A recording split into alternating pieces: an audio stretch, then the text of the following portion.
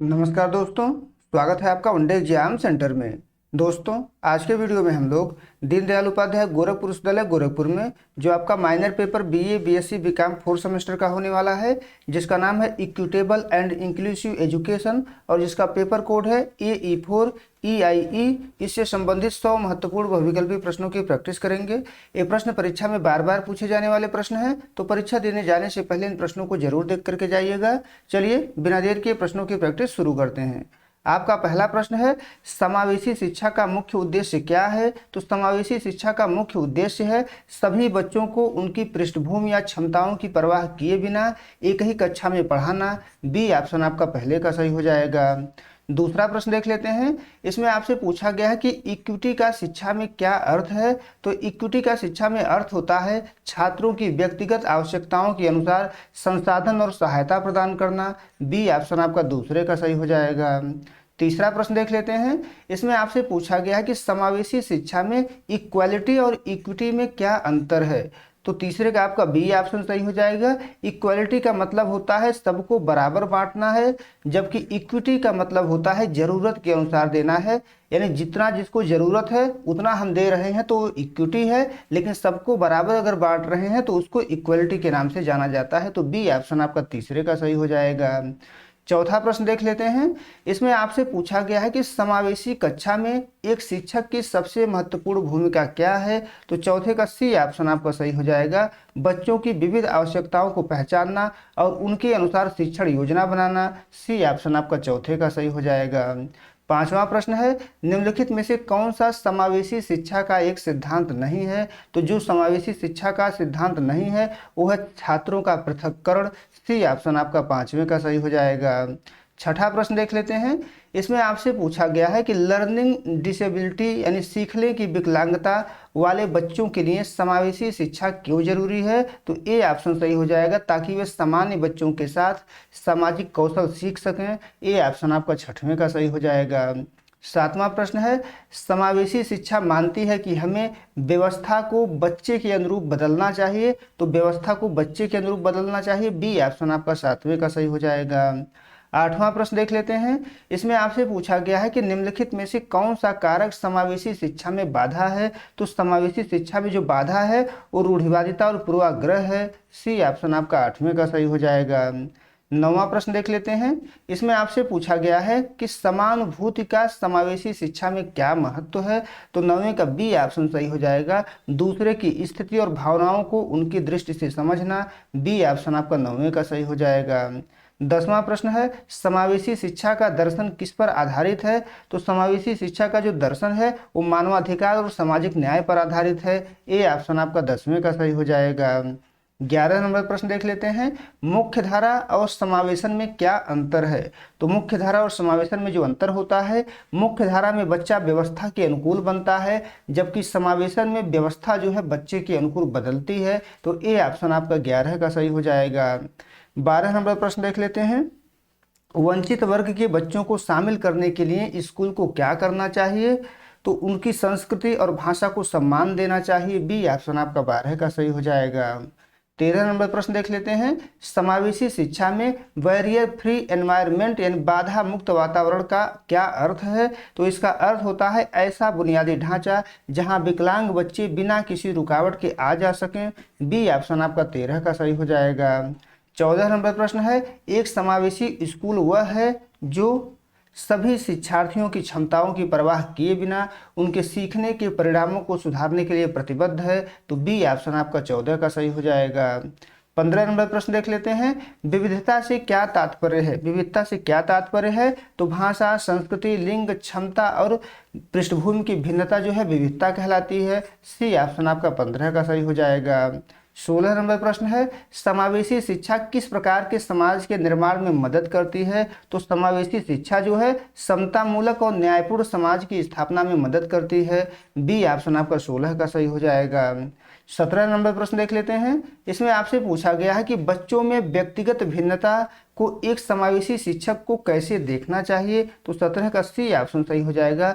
कक्षा की समृद्धि और सीखने के एक संसाधन के रूप में देखना चाहिए। सी ऑप्शन आपका 17 का सही हो जाएगा। 18 नंबर प्रश्न है, समावेशी शिक्षा के विकास के लिए निम्नलिखित में से किसकी आवश्यकता सबसे अधिक है? तो 18 का बी ऑप्शन आपका सही हो जाएगा। शिक्षकों का सकारात्मक और संवेदनशील दृष्टिकोण जो है सबसे अधिक आवश्यक है, तो बी ऑप्शन आपका 18 का सही हो जाएगा। 19 नंबर प्रश्न है, समावेशन की प्रक्रिया में पहला कदम क्या है? तो समावेशन की प्रक्रिया में पहला कदम है बाधाओं की पहचान करना और उन्हें दूर करना। ए ऑप्शन आपका 19 का सही हो जाएगा। 20 नंबर प्रश्न है, समावेशी शिक्षा का लाभ किसे मिलता है? तो समावेशी शिक्षा का लाभ जो है समाज के सभी बच्चों और पूरे शैक्षणिक तंत्र को मिलता है। सी ऑप्शन आपका 20वें का सही हो जाएगा।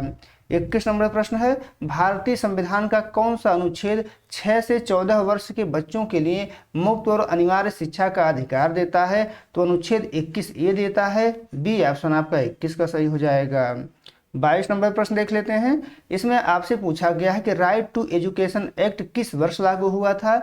तो राइट टू एजुकेशन एक्ट जो है जो लागू हुआ था वो 2010 में लागू हुआ था, लेकिन 2009 में ये आया था, 2010 में लागू हुआ था। सी ऑप्शन आपका 22 का सही हो जाएगा।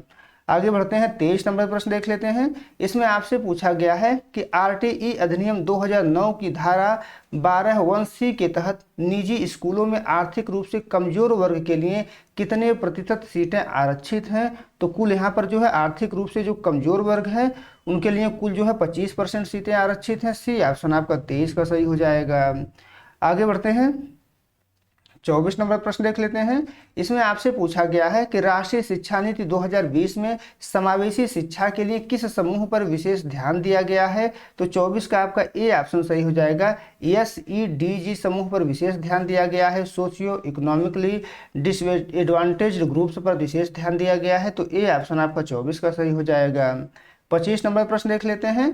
RPWD act, rights to person with disabilities act किस वर्ष पारित किया गया था? तो यह एक्ट जो है 2016 में पारित किया गया था। सी ऑप्शन आपका 25 का सही हो जाएगा। आगे बढ़ते हैं, 26 नंबर प्रश्न देख लेते हैं। इसमें आपसे पूछा गया है कि RPWD अधिनियम 2016 ने 1995 के अधिनियम की 7 श्रेणियों को बढ़ाकर कितनी विकलांगता श्रेणियों को शामिल किया है? तो 26 का सी ऑप्शन सही हो जाएगा। 21 श्रेणियों को शामिल किया है। सी ऑप्शन आपका 26 का सही हो जाएगा।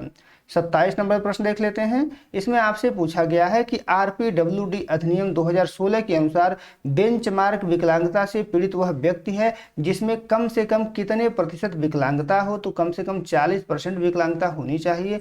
बी ऑप्शन आपका 27 का सही हो जाएगा। 28 नंबर प्रश्न देख लेते हैं। इसमें आपसे पूछा गया है कि सलामंका वक्तव्य किस विषय से संबंधित है? तो सलामंका वक्तव्य जो है वो विशेष आवश्यकता वाले बच्चों की शिक्षा और समावेशी शिक्षा से संबंधित है। बी ऑप्शन आपका 28 का सही हो जाएगा। 29 नंबर प्रश्न है, संयुक्त राष्ट्र का CRPD किस वर्ष अपनाया गया था? तो 29 का आपका बी ऑप्शन सही हो जाएगा। 2006 में अपनाया गया था। बी ऑप्शन आपका 29 का सही हो जाएगा। 30 नंबर प्रश्न देख लेते हैं। सतत विकास लक्ष्य 4 का संबंध किससे है? तो सतत विकास लक्ष्य 4 का संबंध है गुणवत्तापूर्ण, समावेशी और समतामूलक शिक्षा। ए ऑप्शन आपका 30वें का सही हो जाएगा। 31 नंबर प्रश्न देख लेते हैं। इसमें आपसे पूछा गया है कि राष्ट्रीय शिक्षा नीति 2020 के अनुसार दिव्यांग बच्चों की शिक्षा के लिए कौन सा मॉडल उपयुक्त माना गया है? तो 31 का बी ऑप्शन सही हो जाएगा। होम बेस्ड एजुकेशन और नियमित स्कूली शिक्षा का समावेशी मॉडल। बी ऑप्शन आपका 31 का सही हो जाएगा। 32 नंबर प्रश्न देख लेते हैं। इसमें आपसे पूछा गया है कि PWD अधिनियम 1995 का पूरा नाम क्या था? तो इसका पूरा नाम था persons with disabilities equal opportunities protection of rights and full participation act. A option आपका 32 का सही हो जाएगा। 33 नंबर प्रश्न देख लेते हैं। भारत सरकार का कौन सा मंत्रालय मुख्य रूप से दिव्यांगजनों के सशक्तिकरण के लिए जिम्मेदार है? तो दिव्यांगजनों के सशक्तिकरण के लिए जो मंत्रालय जिम्मेदार है वो सामाजिक न्याय और अधिकारिता मंत्रालय है। बी ऑप्शन आपका 33 का सही हो जाएगा। 34 नंबर प्रश्न देख लेते हैं। भारतीय पुनर्वास परिषद की स्थापना क्यों की गई थी? तो भारतीय पुनर्वास परिषद की स्थापना जो है विशेष शिक्षा के क्षेत्र में जनशक्ति को विनियमित और प्रशिक्षित करने के लिए की गई थी। सी ऑप्शन आपका 34 का सही हो जाएगा। 35 नंबर प्रश्न देख लेते हैं। इसमें आपसे पूछा गया है कि राष्ट्रीय न्यास अधिनियम किन 4 श्रेणियों के व्यक्तियों के कल्याण के लिए है? तो 35 का बी ऑप्शन सही हो जाएगा। ऑटिज्म, सेरेब्रल पाल्सी, मानसिक मंदता और बहुविकलांगता वाली 4 श्रेणियों के व्यक्तियों के कल्याण के लिए है। तो बी ऑप्शन आपका 35 का सही हो जाएगा। आगे बढ़ते हैं, 36 नंबर प्रश्न देख लेते हैं। एनईपी 2020 के तहत सामाजिक और आर्थिक रूप से वंचित समूहों के लिए कौन सा विशेष फंड बनाने का प्रस्ताव है? तो 36 का ए ऑप्शन सही हो जाएगा। जेंडर इंक्लूजन फंड बनाने का प्रस्ताव है। ए ऑप्शन आपका 36 का सही हो जाएगा। 37 नंबर प्रश्न है, आरटीई एक्ट 2009 के अनुसार कक्षा 1 से 5 तक के लिए छात्र शिक्षक अनुपात क्या होना चाहिए? तो 1 से 5 तक के लिए छात्र शिक्षक अनुपात जो है 30 संबंधी 1 होना चाहिए, यानी 30 बच्चों पर 1 शिक्षक होना चाहिए। तो सी ऑप्शन आपका 37 का सही हो जाएगा। 38 नंबर प्रश्न देख लेते हैं, स्कूली शिक्षा के लिए सक्षम योजना का मुख्य उद्देश्य क्या है?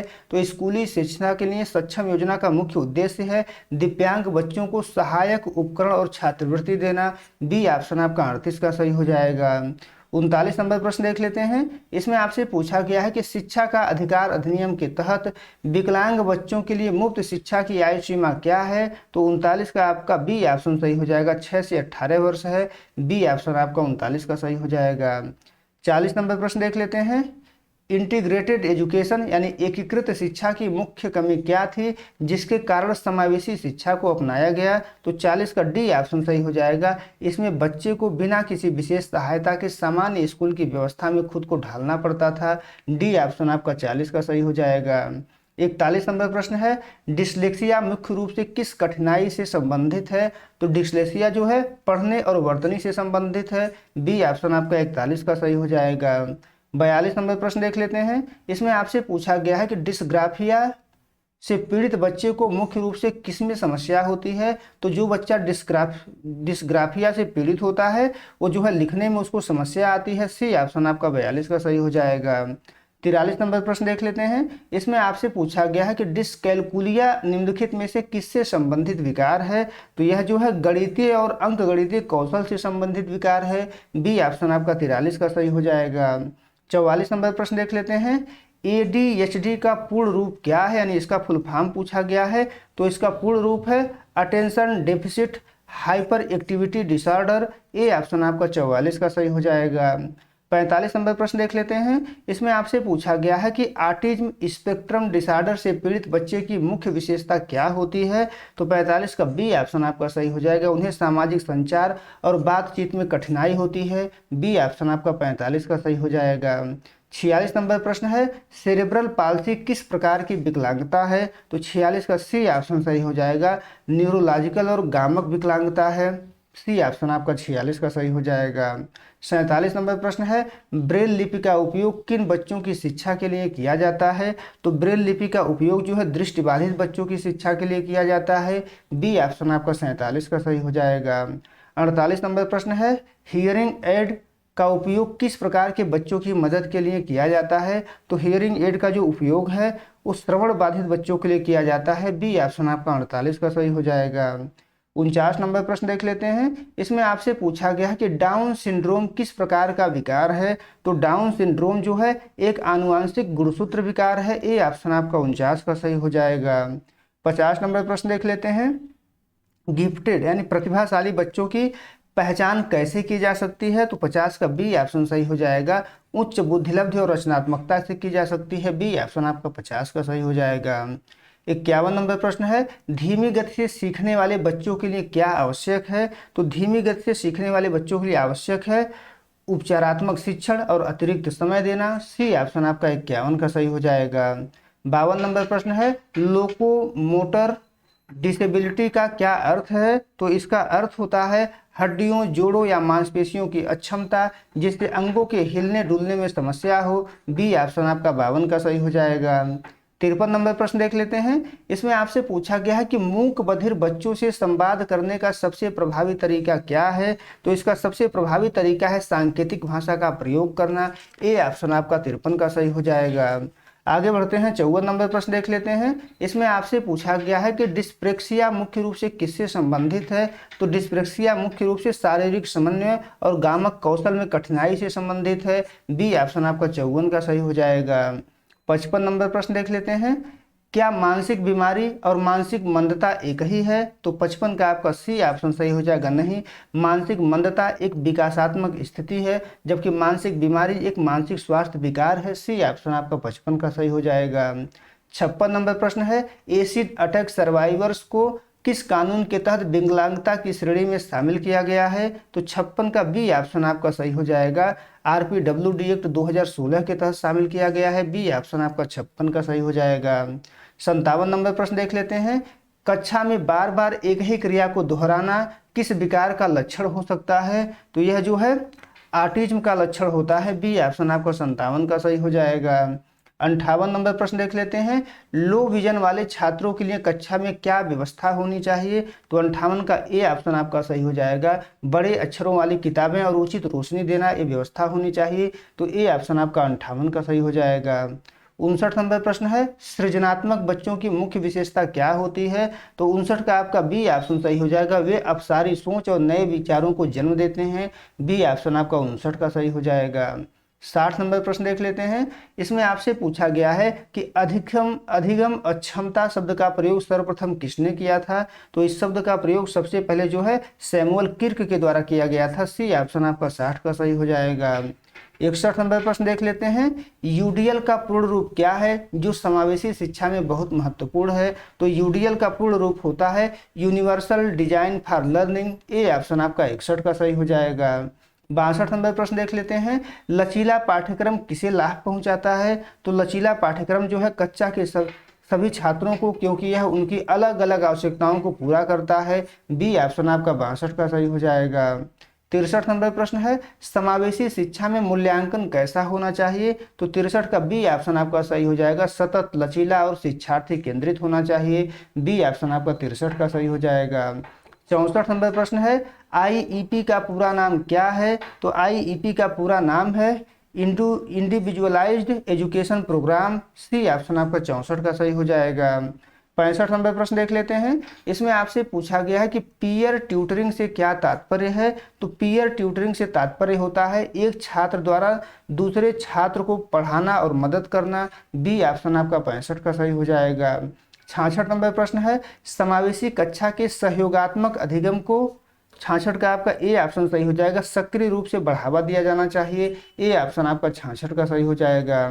67 नंबर प्रश्न है, डिफरेंशिएटेड इंस्ट्रक्शन का क्या अर्थ है? तो इसका अर्थ होता है छात्रों की विभिन्न सीखने की शैलियों और आवश्यकताओं के अनुसार शिक्षण विधियों में बदलाव करना। बी ऑप्शन आपका 67 का सही हो जाएगा।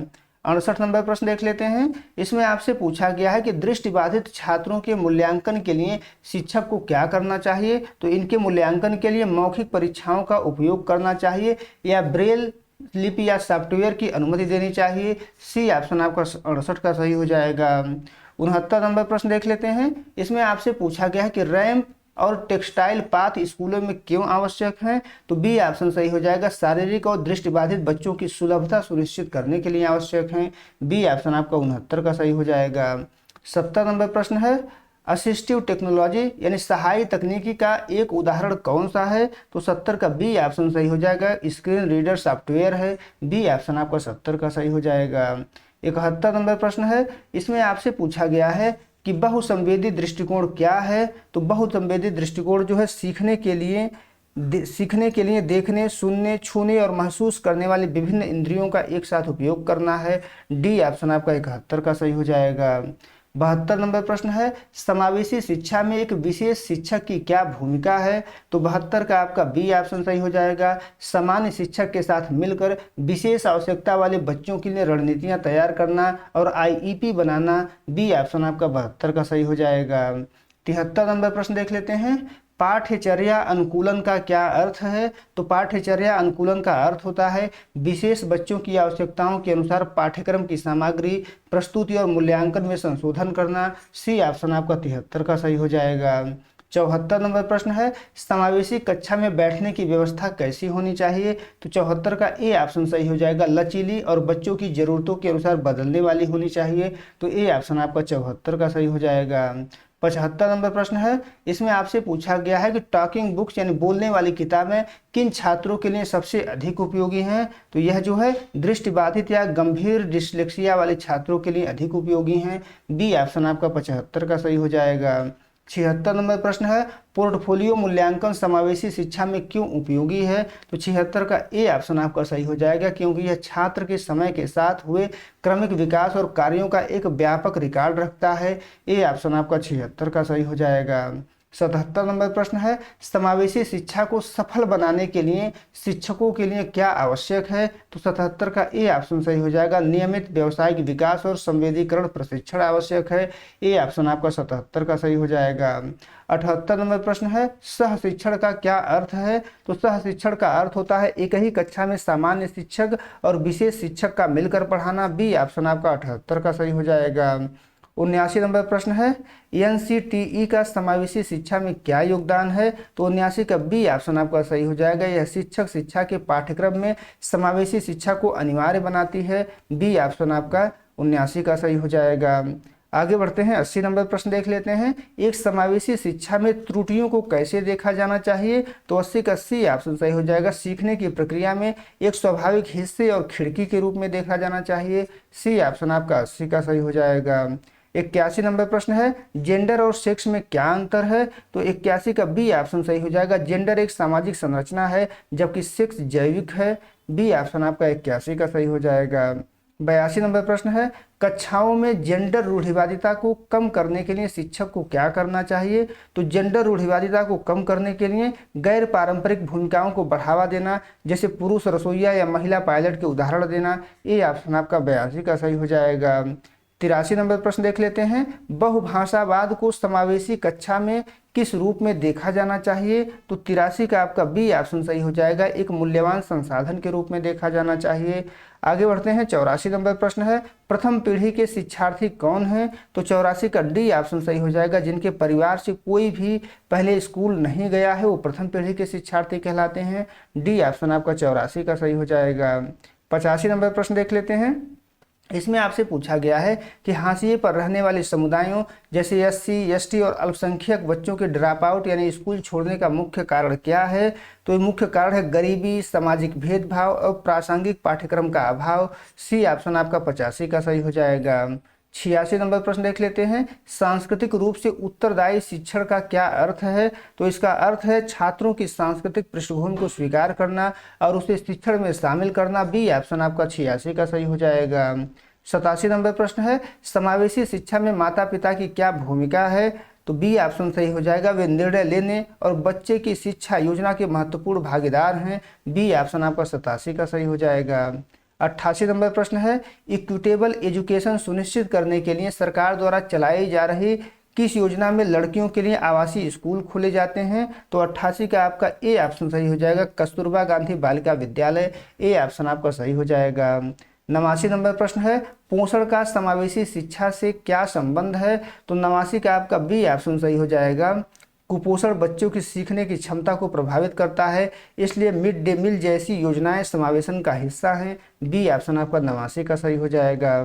90 नंबर प्रश्न है, स्कूल में बुलिंग, चिढ़ाना या डराना को रोकने के लिए क्या कदम उठाना चाहिए। तो 90 का सी ऑप्शन आपका सही हो जाएगा, एक सुरक्षित, सहायक और शून्य सहिष्णुता नीति वाला माहौल बनाना चाहिए। सी ऑप्शन आपका 90 का सही हो जाएगा। 91 नंबर प्रश्न है, छिपा हुआ पाठ्यक्रम क्या है जो समावेशन को प्रभावित कर सकता है। तो 91 का बी ऑप्शन सही हो जाएगा, अनकहे नियम, मूल्य और दृष्टिकोण जो बच्चे स्कूल के माहौल और व्यवहार से अनौपचारिक रूप से सीखते हैं। बी ऑप्शन आपका 91 का सही हो जाएगा। 92 नंबर प्रश्न है, खाना बदोश या प्रवासी परिवारों के बच्चों के लिए समावेशी शिक्षा की क्या रणनीति होनी चाहिए। 92 का बी ऑप्शन सही हो जाएगा, लचीले प्रवेश नियम, मोबाइल स्कूल या ब्रिज कोर्स की व्यवस्था होनी चाहिए। बी ऑप्शन आपका 92 का सही हो जाएगा। 93 नंबर प्रश्न है, सहानुभूति और समानुभूति में समावेशी शिक्षा के लिए क्या सही है। तो 93 का ए ऑप्शन सही हो जाएगा, समानुभूति, क्योंकि यह उन्हें बराबर का सम्मान और अवसर देती है, न कि बेचारा समझती है। तो ए ऑप्शन आपका 93 का सही हो जाएगा। 94 नंबर प्रश्न है, ग्लोबल मॉनिटरिंग रिपोर्ट के अनुसार दुनिया भर में शिक्षा से बाहर बच्चों की सबसे बड़ी संख्या किसकी है? तो 94 का बी ऑप्शन सही हो जाएगा, विकलांग बच्चों और वंचित पृष्ठभूमि के बच्चों की है, तो बी ऑप्शन आपका 94 का सही हो जाएगा। 95 नंबर प्रश्न है, समावेशी शिक्षा में समुदाय की भागीदारी क्यों आवश्यक है? तो बी ऑप्शन सही हो जाएगा, सामाजिक जागरूकता बढ़ाने, संसाधनों को साझा करने और बच्चों को स्वीकार माहौल देने के लिए जरूरी है, आवश्यक है ये, तो बी ऑप्शन आपका 95 का सही हो जाएगा। 96 नंबर प्रश्न है, जेंडर न्यूट्रल भाषा का क्या अर्थ है? तो इसका अर्थ है ऐसी भाषा का प्रयोग करना जो किसी विशेष लिंग के प्रति पूर्वाग्रह न रखती हो, सी ऑप्शन आपका 96 का सही हो जाएगा।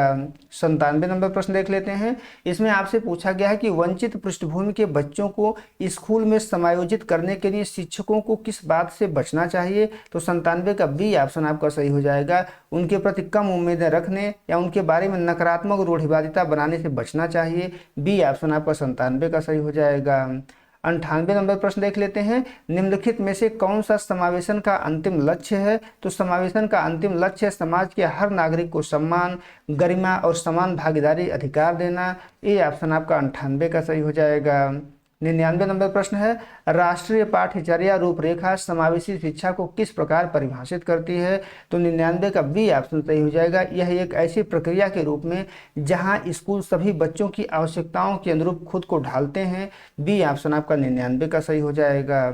100 नंबर प्रश्न देख लेते हैं। समता मूलक शिक्षा का वास्तविक अर्थ क्या है? तो समता मूलक शिक्षा का वास्तविक अर्थ है यह सुनिश्चित करना कि प्रत्येक बच्चे की क्षमता को निखारने के लिए उसे सही स्तर की सहायता और अवसर मिले, सी ऑप्शन आपका 100वें का सही हो जाएगा। उम्मीद है दोस्तों आपको वीडियो पसंद आया होगा। अगर वीडियो अच्छी लगी तो हमारे चैनल को सब्सक्राइब कर लीजिए, वीडियो को लाइक और शेयर कर दीजिए, और आपका परीक्षा समाप्त हो जाए तो हमारे व्हाट्सएप नंबर 83 037 86 616 पर अपना पेपर जरूर भेजिए। बहुत बहुत धन्यवाद।